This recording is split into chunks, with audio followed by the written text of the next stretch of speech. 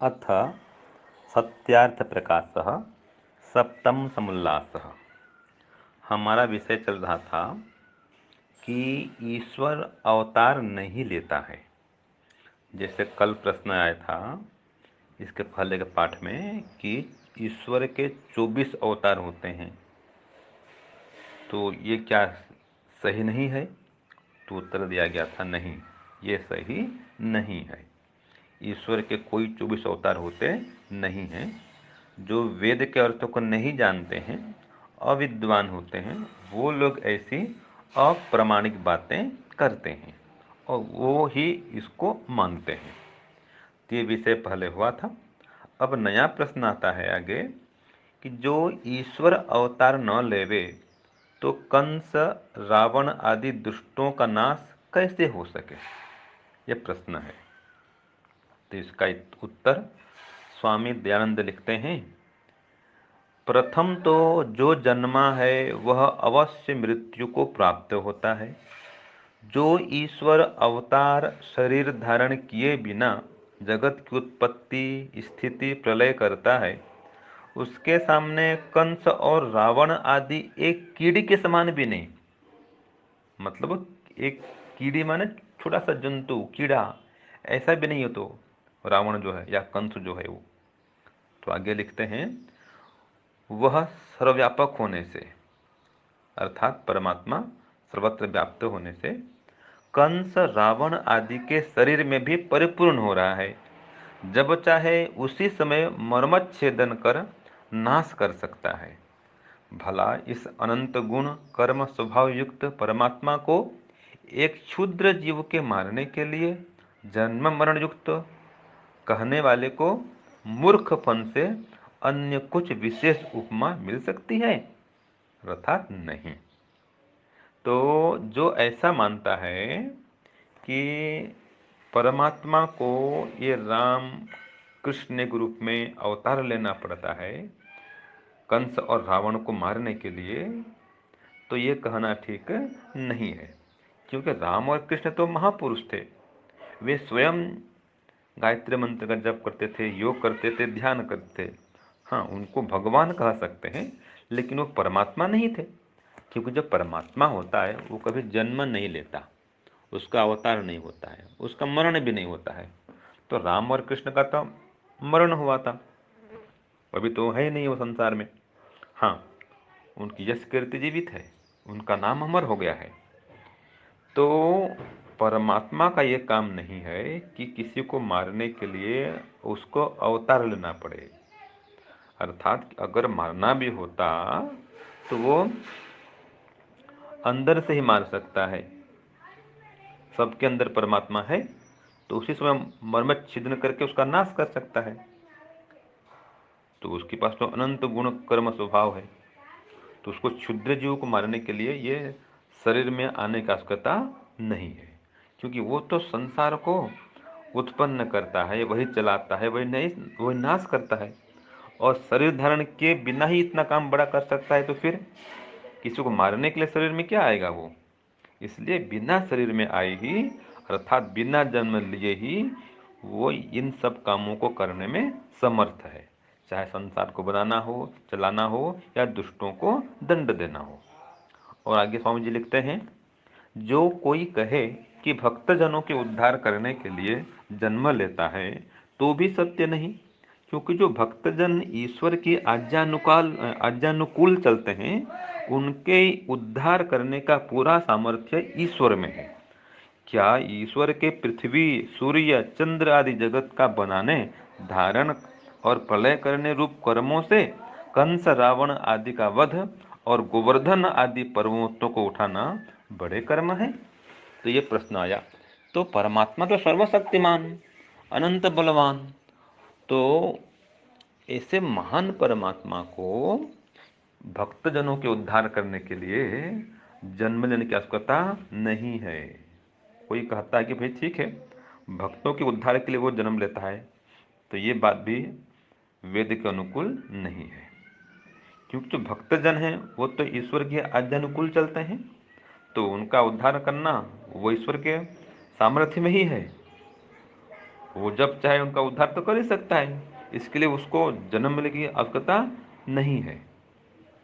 तो वो तो ये सूर्य चंद्र पृथ्वी इन सबको बनाता है, धारण करता है और पूरे ब्रह्मांड का प्रलय भी करता है। तो ऐसे जो महान कर्म को कर सकता है, उसको ये कंस रावण का वध करने के लिए संसार में आना पड़े, ये संभव नहीं है। और गोवर्धन आदि पर्वतों को उठाना पड़े, ये भी ठीक नहीं है कि वो परमात्मा हो और वो इन पर्वतों को उठाता हो शरीर में आकर के। तो वो तो इसके लिए बहुत छोटा काम है परमात्मा के लिए। ये गोवर्धन पर्वत उठाना हो, किसी को मारना हो, कोई भी काम करना हो, ये तो छोटे मोटे काम है। वो तो ब्रह्मांड को धारण करता है, बनाता है। तो ये सब तो एक दृष्टांत है कि कृष्ण ने रावण का कंस का वध किया था, वो अधर्म पर धर्म का विजय हुआ था। राम ने रावण का वध किया था, वो भी ठीक है, अधर्म पर धर्म का विजय हुआ था। लेकिन वो दोनों महापुरुष थे, कृष्ण भी और राम भी। और गोवर्धन पर्वत उठाना आदि ये जो कृष्ण के महान कर्म हैं, उसके भी अर्थ समझने होंगे कि वास्तव में उन्होंने पर्वत को उठाया था या गौ माताओं को बढ़ाने के लिए कोई विशेष उन्होंने योजना बनाई थी, प्रकल्प चलाया था। वो तो इतिहास की बात है। लेकिन परमात्मा को ये सब काम करने के लिए जन्म लेना नहीं पड़ता है। आगे आता है, जो कोई इस सृष्टि में परमेश्वर के कर्मों का विचार करे तो न भूतो न भविष्यति, अर्थात ईश्वर के सदृश कोई न है न होगा। तो परमात्मा के समान तो कोई भी नहीं है, इसीलिए तो उसको अनुपम कहते हैं। और युक्ति से भी ईश्वर का जन्म सिद्ध नहीं होता। जैसे कोई अनंत आकाश को कहे कि गर्भ में आया व मुट्ठी में भर लिया, तो ऐसा कहना कभी सच नहीं हो सकता, क्योंकि आकाश अनंत और सब में व्यापक है। इससे न आकाश का बाहर आना होगा न भीतर जाना होगा। तो वो बाहर नहीं आता कि भीतर जाता नहीं। वैसे ही अनंत सर्वव्यापक परमात्मा के होने से उसका आना जाना कभी सिद्ध नहीं हो सकता। जाना व आना वहाँ हो सकता है जहाँ वो न हो। क्या परमेश्वर गर्भ में व्यापक नहीं था जो कहीं से आया, और बाहर नहीं था जो भीतर से निकला? तो ऐसा ईश्वर के विषय में कहना या मानना विद्याहीनों के सिवाय कौन कहा और कौन मान सकेगा। इसलिए परमेश्वर का जाना आना जन्म मरण कभी सिद्ध नहीं हो सकता। इसलिए ईसा आदि ईश्वर के अवतार नहीं, ये भी समझ लेना। तो जो ईसा मसीह को मानते ना परमात्मा का अवतार, वो भी संभव नहीं है। क्योंकि राग द्वेष क्षुधा तृषा भय शोक दुख सुख जन्म मरण ये जिसको भी लगते हैं वे सब मनुष्य होते हैं। तो इन गुणों से युक्त होने वाले मनुष्य थे। तो ईसा मसीह हो, चाहे पैगंबर हजरत मोहम्मद हो, चाहे राम हो, चाहे कृष्ण हो, गुरु नानक हो, ये गुरु तो हैं और उन मत संप्रदाय के प्रवर्तक हैं, रामकृष्ण महापुरुष। तो ये सभी अपने अपने मत संप्रदाय के प्रवर्तक हो सकते हैं, आदर्श हो सकते हैं, महापुरुष हो सकते हैं। लेकिन परमपिता परमात्मा तो शरीर से रहित है, वो जन्म मरण में आता नहीं है। तो जिसका भी जन्म हुआ मरण हुआ वो परमात्मा नहीं हो सकता है, महापुरुष हो सकता है, आदर्श हो सकता है, पूज्य हो सकता है, ये सब ठीक है। क्योंकि परमात्मा आकाश के समान सर्वत्र व्याप्त है। तो आकाश का जाना आना कहाँ होता है? वो सभी जगह विद्यमान ही है। ऐसे परमात्मा सभी जगह विद्यमान है, तो उसका जाना आना कहीं संभव नहीं है। जाना आना उसका होता है जो कहीं नहीं हो। हम लोग अभी, जैसे मैं भी गुजरात में हूँ, कच्छ में, अब मैं गुरुकुल भवानीपुर में हूँ, तो अन्य राज्यों से दूर हूँ, मैं वहाँ नहीं हूँ। दिल्ली, छत्तीसगढ़, उड़ीसा, हरियाणा, महाराष्ट्र और किसी प्रांत में मैं नहीं हूँ, क्योंकि मैं कच्छ गुजरात में हूँ। तो मैं यहाँ हूँ तो वहाँ नहीं हूँ, वहाँ जाऊँ तो यहाँ नहीं रहूँ। तो मैं एक जगह में ही रह सकता हूँ, क्योंकि मैं एक देशी हूँ। जबकि परमात्मा तो गुजरात में भी है, महाराष्ट्र में भी है, दिल्ली में भी है, मुंबई में भी है, हरियाणा में भी है, और सब नेपाल, चीन, जापान, अमेरिका, रूस, सब जगह है वो। तो सब जगह तो वो जाना आना कहाँ करेगा? कहीं नहीं करेगा।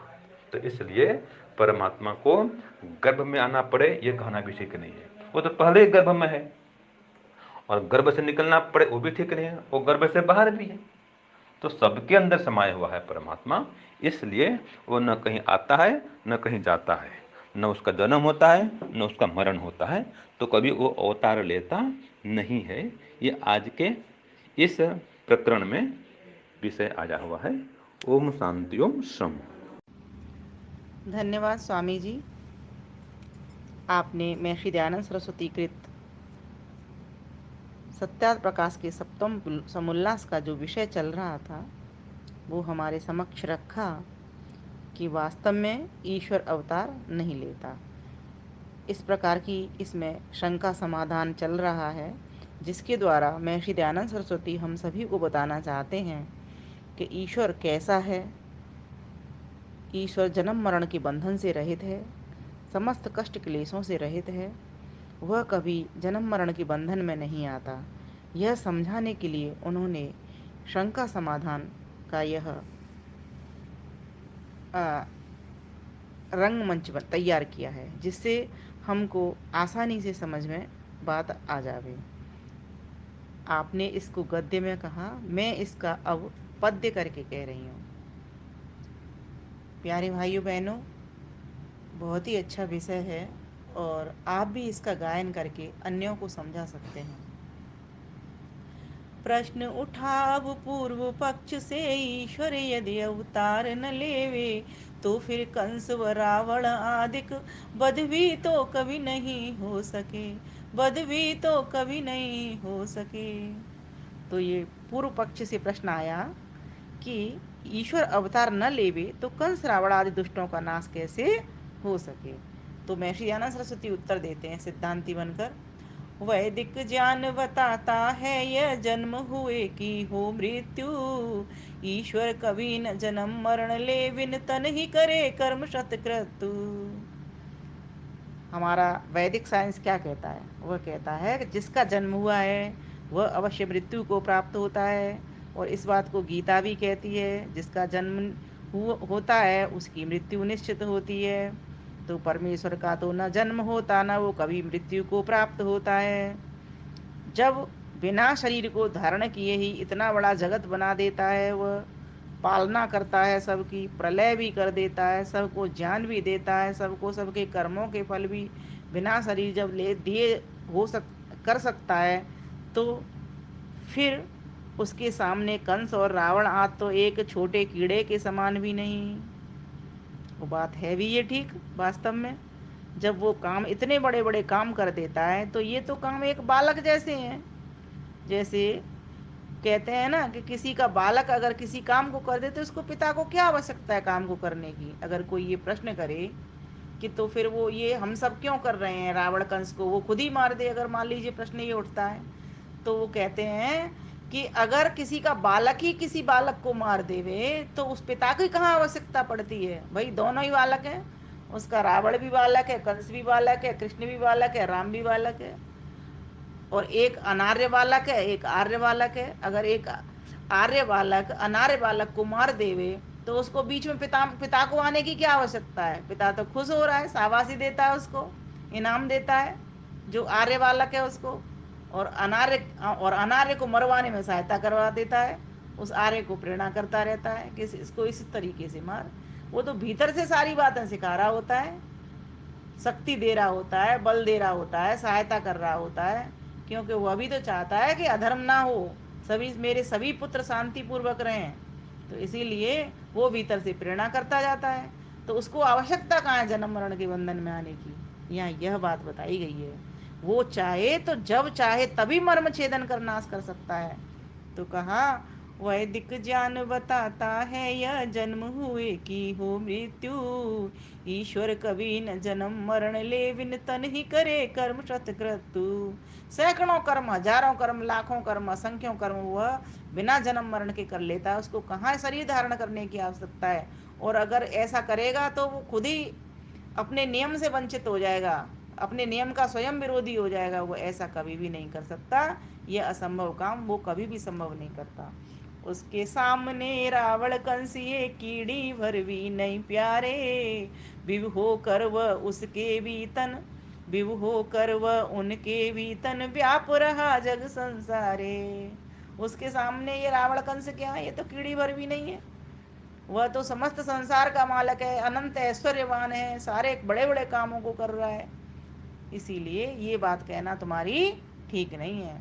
और बताऊं, यदि चाहो तो उस क्षण ही वह मौत के घाट देवेगा उतार। अनंत गुण कर्मा स्वभाव प्रभु को क्यों जन्म मरण में सवार। और भी आगे कहता हूँ कि अगर वो चाहे तो किसी भी व्यक्ति को मौत के घाट कभी भी वो उतार सकता है, लेकिन जहाँ उसे आवश्यकता होती है वहाँ वो कर्म करता है। अगर उसके बालक ही उस कर्म को कर लेते हैं तो उसको आवश्यकता नहीं है कि वो बीच में आवे। वह तो अपने बच्चों को देख रहा होता है, कौन बच्चा मेरा क्या कर रहा है और कौन बच्चा मेरा क्या कर रहा है। बस वो जैसे जो जो जो कर्म करता है उसके अनुसार उसको वैसा वैसा फल कर दे देता है। राम ने रावण को मारा। राम धर्म के प्रतीक थे, रावण अधर्म का प्रतीक था। राम को उन्होंने शाबाशी दी परमात्मा ने, और रावण को क्या किया, रावण को पतन का रास्ता दिखा दिया, नरक का रास्ता दिखा दिया। तो परमात्मा का तो ये काम है। यदि चाहे तो उस क्षण ही वह मौत के घाट देवेगा उतार। अनंत गुण कर्मा स्वभाव प्रभु को क्यों जन्म मरण में सवार।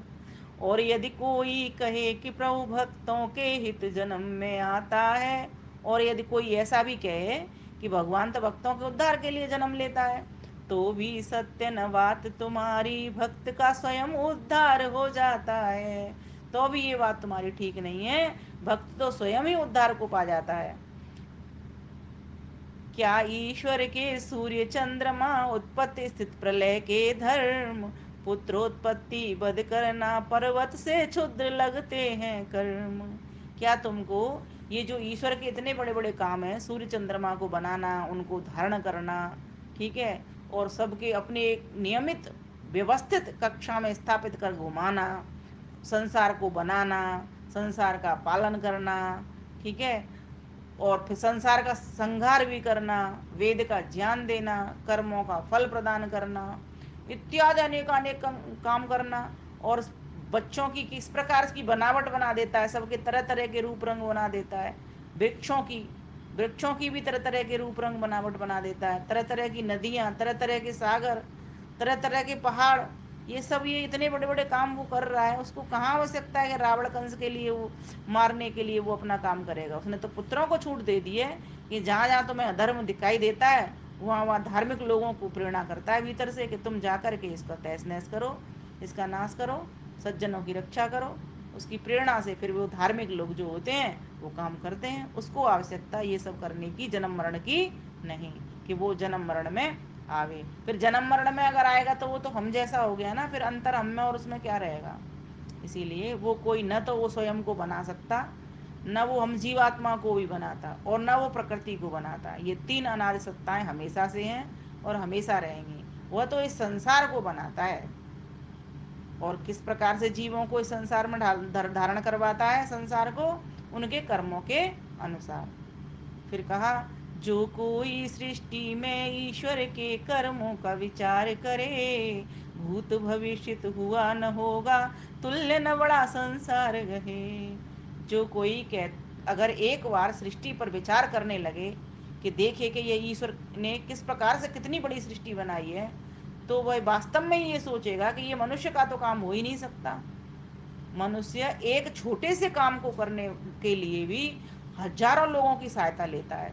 मैं बार बार कहा करती हूँ, एक रोटी भी बनती है तो उसमें हजारों हाथ लगे हुए होते हैं। तो इस प्रकार से परमेश्वर किसी से सहायता लेता नहीं, फिर भी इतने बड़े बड़े काम कर देता है। हम एक 100 किलो के पत्थर से ज़्यादा अधिक पत्थर नहीं उठा सकते, या कोई वजन नहीं उठा सकते। इतने बड़े बड़े पहाड़ों को बना देना, इतनी बड़ी बड़ी नदियों को, सागरों को लहरा देना, गहरा देना, इतने बड़े बड़े आकाश को, पाताल को, इन सब जगहों को बना देना, ब्रह्मांड को बना देना, अनेक अनेक आकाश गंगा, कितना बड़ा विशाल ब्रह्मांड। अगर इसको मैं कहने लगी तो कहने में मेरे शब्द खत्म हो जाएंगे, लेकिन उसकी सृष्टि खत्म नहीं होगी। इतना बड़ा ब्रह्मांड, और फिर वो कितना बड़ा है, ये तो सिर्फ उसके एक पाद में है। सोचो कितना बड़ा काम कर रहा है वो। तो इसीलिए उसको ये कहना कि उसके लिए जन्म मरण जरूरी है, वह जन्म मरण में नहीं आता, अपने सारे काम बिना जन्म मरण के वो करता है। सो क्योंकि वह सर्वत्र रहने वाला है, कोई ऐसा नहीं है कि वो एक जगह पर होगा। एक जगह पर होगा तो सारे काम इतने बड़े बड़े कोई एक जगह वाला व्यक्ति नहीं कर सकता। वह सर्वत्र है, सर्वशक्तिमान है, सर्वत्र व्यापक है, सर्वांतर्यामी है, सर्वाधार है, सर्वेश्वर है, सबका प्राणाधार है। तो इस प्रकार से ऐसे परम पिता परमेश्वर को, जो कि सर्वज्ञ भी है, सर्वकालिक भी है, सर्वद्रष्टा भी है, सर्वकर्ता भी है, सारे कामों को अपने जितने भी उसके काम हैं उसके अंडर में वो सारे कामों को वो अपने आप कर रहा है बिना किसी की सहायता से। तो कहते हैं सर्वत्र सभी स्थान काल वस्तु में ईश समाया है, सभी जगह पे सबके काम करे हिरण्य गर्भ कहाया है। वही परम पिता परमेश्वर जो कि हमेशा रहता है। युक्ति से भी अगर हम आपको बताने लगे तो सुनो, युक्ति से भी ईश्वर का कभी जन्म सिद्ध नहीं हो सकता, आना जाना उसका हो जो आगे बीच और पूर्व न था। आना जाना किसका होगा? उसका होगा कि जो चीज पहले नहीं होगी, ठीक है, जहां नहीं होगी वहां दूसरी जगह, मान लीजिए हम हैं तो हम अभी यहाँ बैठे हैं तो दूसरी जगह नहीं है, और अगर हम चल करके गए तो यहाँ नहीं होंगे, तो उसका होगा ना। लेकिन परमात्मा तो पहले भी था, अग्रे हिरण्य गर्भा संवर्तताग्रे भूतस्य जाता पतरे कासित। वो पहले भी था, आज भी और आगे भी रहेगा। सारा संसार उसके गर्भ के भीतर रहता है, वह हिरण्य गर्भ है। जितने भी ये सूर्य चंद्रमा आदि हैं सब पदार्थ उसने बनाए हैं, सारे उसके गर्भ के भीतर पड़े हुए हैं। तो सोचो वो कितना बड़ा होगा। एक बालक माँ से छोटा होता है या बड़ा होता है, इसी से अंदाजा लगा लो। तो वो जगत जननी माँ है, सारे संसार की माँ है, तो कितनी बड़ी होगी, कितनी बृहद होगी वो। और वो व्यापक होकर के सबको भीतर से प्रेरणा कर रही है। उसको जन्म मरण में आने की आवश्यकता नहीं होती है। जो काम उसके बालक कर लेते हैं उसको पिता को कहाँ आवश्यकता फिर रह जाती है। तो आगे कहा, हाँ, युक्ति से भी ईश्वर का कभी जन्म सिद्ध नहीं हो सकता, आना जाना उसका हो जो आगे बीच व मध्य, जो आगे पूर्व और मध्य न था। सर्वत्र सभी स्थान काल वस्तु में ईश समाया है, सभी जगह पे सबके काम करे हिरण्य गर्भ कहाया है। ईसाई जो कहते ईसा, ईसाई जो कहते ईसा, ईसा मसीह को निज भगवान, वह तो उनके गुरु प्रवर्तक जन्म मरण वाले इंसान। जो वो कहते हैं ना कि ईसा मसीह जी भगवान है, तो वो तो उनके प्रवर्तक तो हो सकते हैं क्योंकि उनका जन्म हुआ और मृत्यु हुई। वो सूली पर टंगे हुए देखते हैं ना, उनको कहते हैं कि उनका भगवान सूली पर टंगा है। अरे अगर वो भगवान है तो सूली पर क्यों टंगा? यदि वह प्रभु है तो प्रभु को शूली पर क्यों टंगना, प्रभु को शूली पर क्यों टंगना, हृदय में रह करे प्रेरणा, जो सुन आज्ञा में चलता बिन जन्म लिए कल्याण से भरना। प्रभु पर सूली प्रभु को सूली पर टंगने की कहाँ आवश्यकता है, ये बताइए। जब वो हृदय में रह करके ही सबको प्रेरणा कर रहा है, अपने सारे काम किए चला जा रहा है और करवा रहा है, तो उसको कहाँ आवश्यकता रह जाती है। जो सुन आज्ञा में चलता बन बिन जन्म लिए कल्याण से वरना, जो उसकी आज्ञा को सुनकर सुनता है, भीतर की प्रेरणा को सुनता है और सुन करके उसकी आज्ञा में चलता है, तो फिर वो उसको उसको कल्याण से भर देता है। उसको जन्म लेने की इसके की आवश्यकता नहीं पड़ती कि जन्म लेकर के वो किसी का कल्याण करे, वो तो भीतर से ही प्रेरणा कर देता है। उसने जीवात्माओं को कर्म करने के लिए स्वतंत्र छोड़ रखा है। उसके जो अपने काम है वो वह करता है और जो बालक के काम है वह बालक करता है। जैसे एक बालक का काम क्या है? अपना स्कूल जाना, अपना पाठ पढ़ना। अब ईश्वर उसका पाठ थोड़ी, माता पिता उसका पाठ थोड़ी पढ़ते हैं। पढ़ा तो सकते हैं वो, लेकिन पढ़ने का काम कौन करेगा? बालक करेगा। ठीक इसी प्रकार से जो काम बालक के हैं वो बालक को ही शोभा देते हैं, और जो काम पिता के हैं वो पिता को ही शोभा देते हैं। अर्थात पिता बड़े से बड़े काम कर सकता है, बालक छोटे से छोटा छोटा छोटा काम कर, छोटे छोटे मीन्स छोटे से छोटा काम कर सकता है। अर्थात अभी वो इतना बड़ा नहीं हुआ कि वो बड़े काम कर सके। तो जो अब रावण कंस को मारना, ये राम जी का, कृष्ण जी का काम है। अब इसमें परमात्मा की कहाँ आवश्यकता है? परमात्मा ने तो प्रेरणा कर दी, जो अधर्म कर रहा है उसको धर्म द्वारा समाप्त किया जाए। धार्मिक लोगों की रक्षा की जाए और अधार्मिकों का संहार किया जाए। तो ये तो वो प्रेरणा कर रहे हैं परमात्मा। इसीलिए बाबुले अज्ञानी वे जो जन ईश्वर गुण कर्म न जानते हैं, बाइबिल वेद न हो सकती मनुष्य कृत ग्रंथ पर व्यर्थ अभिमानते हैं। ये जो ईसाइयों की बाइबिल है ये वेद नहीं है। जो कि ईसाई को क्या कहते हैं भगवान है वो उनका, ये इनके भगवान नहीं है, ये तो इनके प्रवर्तक हैं जिन्होंने इनको शिक्षा दी होगी, इनको प्रेरणा दी होगी कि बाइबल में ये लिखा है, बाइबल में ये लिखा है। और ये बाइबल को बनाने वाले भी ये इंसान ही होते हैं, बाइबल को ईश्वर ने नहीं बनाई। ईश्वर ने तो सिर्फ वेद बनाए हैं जो प्रत्येक मनुष्य के लिए बनाए हैं। ये ईसाई, हिंदू, मुसलमान, ये जितने भी मत पंथ संप्रदाय हैं ये बहुत बाद में बनते हैं। परमात्मा तो मनुष्य बना करके भेजता है और सभी मनुष्यों के लिए यथेमाम वाचम कल्याणी मावदानी जनेभ्य, समस्त पूरे विश्व के कल्याण के लिए उसने ये वेदवाणी दी हुई है। इसीलिए वेदों को पढ़ो, वेदों को मढ़ो और वेदों को जीवन में गुनो और खुद सुनो और दूसरों को सुनाओ और केवल एकमात्र वेदों को ही चुनो पढ़ने के लिए। आर्ष ग्रंथ हमारे वेद हैं और जितने भी वेदानुकूल ग्रंथ हैं वे सभी आर्ष ग्रंथ हैं। तो सत्य की ओर चलो, सत्य को मानो, सत्य को बरो और सत्य को ही औरों से भी धारणा सत्य को ही करवाओ। इसीलिए हम सभी को ये समझना चाहिए कि सत्यात प्रकाश पढ़ना कितना ज़रूरी है। इसमें स्वामी दयानंद सरस्वती ने बहुत सारे मन के चारों तरफ से आर्ष ग्रंथों से ला ला करके एकत्रित किए हैं।